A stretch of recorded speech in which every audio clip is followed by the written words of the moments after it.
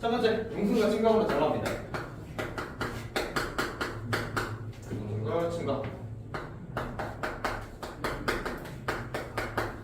기본적으로 헬수가 단면적으로 봤을 때 어떻게 이루어져 있지? 횟수를 단면적으로 봤을 때. 횟수를 단면적으로 보면은 어때? 따뜻한 표층이 있고 깊고 차가운 심층이 있죠. 그리고 따뜻한 층이 빨간색으로 할게. 따뜻하다. 내려갈수록 차갑다. 따뜻한 층과 차가운 층의 경계에 있는 층을 무슨 층이라고 그러죠? 수온약층이라고 합니다. 이렇게 내가 일직선으로 했지만 기본적으로 수온약층은 따뜻한 층에서 차가운 층으로 수온이 내려가는 거를 칭하기 때문에 상대적으로 두껍게 나타날 수 있습니다. 여기서 알아야 되는 게 지금부터 수온약층의 깊이 그리고 혼합층의 두께, 그지? 따뜻한 층을 혼합층이라고 그러잖아. 그리고 심해층이 사실 심해층보다는 수온약층의 깊이와 혼합층의 두께를 중점적으로 보시면 됩니다. 그지? 표층이 이동함에 따라서 수온약층이 어떻게 바뀌는지 아시면 될 것 같아요. 그래? 그러면 우리가 해수의 움직임에 대해서 할 건데 해수는 실질적으로 어떻게 움직이냐에 대해서 해보면 기본적으로 바람이 남풍으로 불고 있습니다. 바람이 남풍으로 불고 있어. 그러면 우리가 상식적으로는 해수가 남쪽에서 북으로, 남에서 북으로 이동해야지 우리가 알고 있는 상식이야. 근데 지구는 무슨 자전을 하고 있죠? 그래서 전향력이라는 힘이 작용합니다. 그렇기 때문에 원래 가던 방향에 오른쪽으로 휘게 하는 성질을 가지고 있죠. 그래서 기본적으로 표층의 해수는 바람의 방향에 오른쪽으로, 북반구 기준이야. 남반구는 왼쪽이고 북반구 기준으로 오른쪽으로 45도 정도 휜 상태로 움직입니다. 그치? 그리고 수심이 깊어질수록 어때?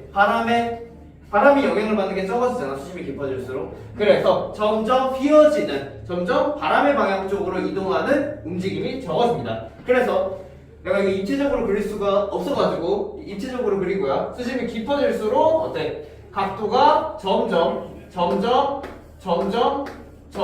줄어들게 됩니다. 그치? 그래서 줄어들게 되는데 바람의 영향을 받는, 그래서 해수가 움직임을 받는 이 층을 뭐라 그래? 마찰에 의해서 표층 해수가 움직이잖아. 그래서 마찰층이라고 그러죠. 또 다른 말로 에크만층이라고도 합니다.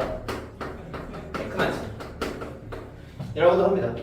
그래서 이 마찰층, 즉 해수가 움직이는 이 움직임의 통계를 내보니까 평균적으로 바람의 방향에 어때? 오른쪽 90도로 해수가 이동한다는 결론이 나왔습니다. 그래, 예를 들어서 북반구에서 남풍이 불었어. 남쪽에서 북쪽으로 부는 남풍이 불었어. 그럼 해수는 실질적으로 어디로 움직이는 거야? 서쪽에서 동쪽으로 움직이는 거야. 알겠지? 이거 알아주시면 될 것 같아요. 따라서 이 움직임을 뭐라고 한다? 에크만 수송이라고 그럽니다. 됐나요? 그게 교재에 첫 번째 나와 있죠. 용순과 측각 첫 번째.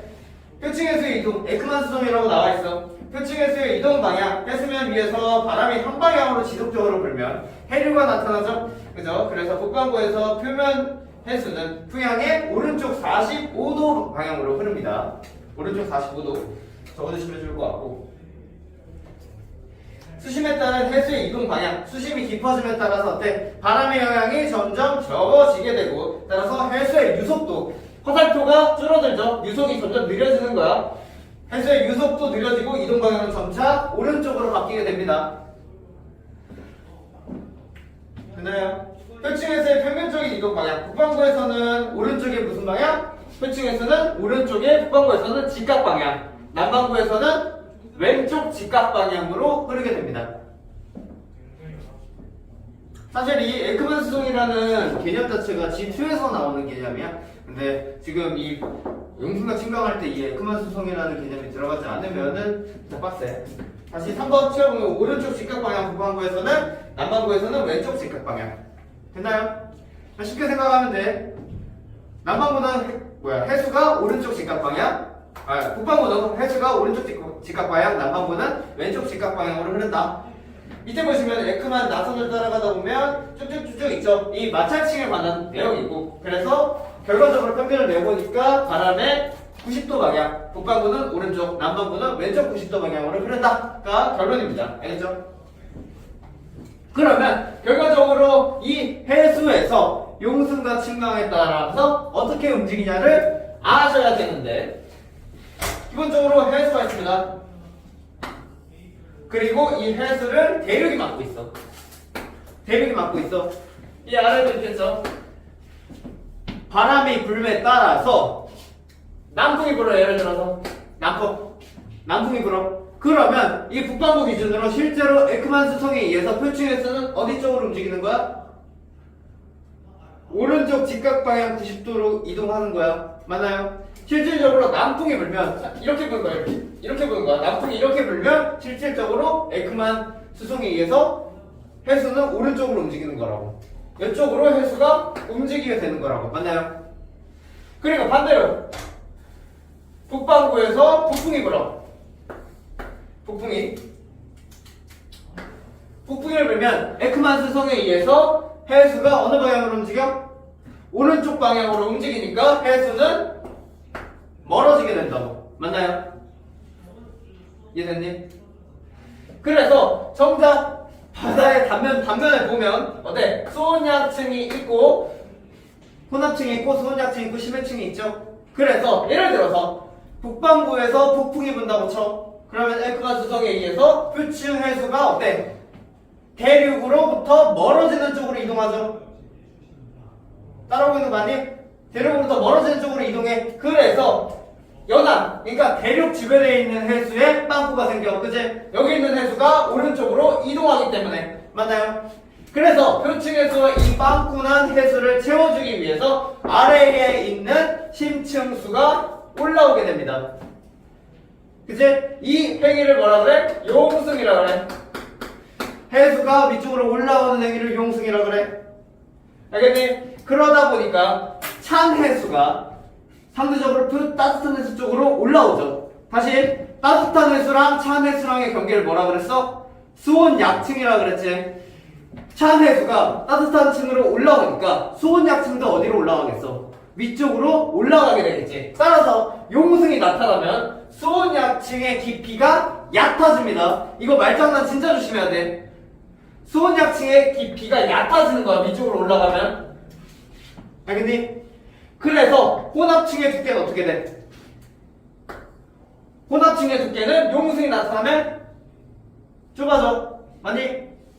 좁아진다고. 그리고 다른 물리량이 뭐가 변화가 있냐 봤을 때 차가운 해수가 상대적으로 올라왔기 때문에 수온은 어때? 낮아지지? 맞지? 수온은 낮아지고 그리고 영향력 증가합니다. 너네가 뭐 한류에서 영양염류가 많다 뭐 이런 소리 들어봤을 텐데 왜 영양염이 많냐면 기본적으로 해양 생물이 살고 죽어. 그러면 분해가 되게 사체가 분해가 되겠지. 그래서 질산염 같은 영양염이 만들어지는데 그 영양염이 가라앉아서 주로 심해층에 쌓여 있어. 그래서 심해층에 있는 해수가 표층수로 올라왔기 때문에 연안에는 영양염이 많아질 수밖에 없는 거야. 맞니? 오케이? 그게 용승의 효과입니다. 용승의 효과. 됐습니까? 그럼 용승했으면 뭐 해야 돼? 침강해야겠죠. 북반구 기준으로 대륙이 있고 바다가 있습니다. 북반구에서 연안의 왼쪽에서 침강이 나타나려면 무슨 풍이 불어야 될까? 라고 했을 때 기본적으로 남풍이 불어야 되거든. 그 이유가 뭐야? 아까 말했듯이 남풍이 불면 에크만 수성에 의해서 표층 해수가 대륙 쪽으로 이동하게 됩니다. 그지? 표층 해수가 대륙 쪽으로 이동하면 어때? 원래 해양이 그러니까 바다에 있었던 그 표층 해수가 점점 연안 쪽으로 몰려오게 되는 거야. 그러다 보니까 어때? 여기에 점점 해수가 양이 쌓이게 되는 거야. 근데 이렇게 해수가 쌓이면 어떻게 돼? 홍수 난 것처럼 대륙을 덮어? 그게 아니야. 덮지 않아. 그래서 많아져서 점점 무거워져서 아래쪽으로 누르는 거라고, 해수가. 오케이? 따라서 이렇게 쌓여서 무거워진 해수가 아래쪽으로 내려가는데 이때를 침강이라고 합니다. 그러면 원래의 해수에 수온약층이 있겠죠? 침강이 나타나면 상대적으로 표층 해수가 따뜻하지? 심층 해수보다? 그치? 혼합층에 있는 따뜻한 해수가 침강에 의해서 심층으로 내려가기 때문에 수온약층은 더 깊어지는 거야. 수온약층의 깊이는 더 깊게 변하는 거라고. 그러면 연안의 혼합층의 두께는 어떻게 돼? 두꺼워져. 이 변화들 굉장히 많이 나옵니다.